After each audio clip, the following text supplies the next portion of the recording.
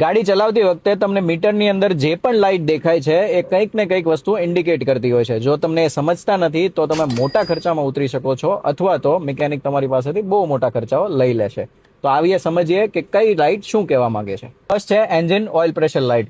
તમારી ગાડીના engine ઓઇલનું pressure લો થવાના લીધેથી આ લાઇટ આવે છે.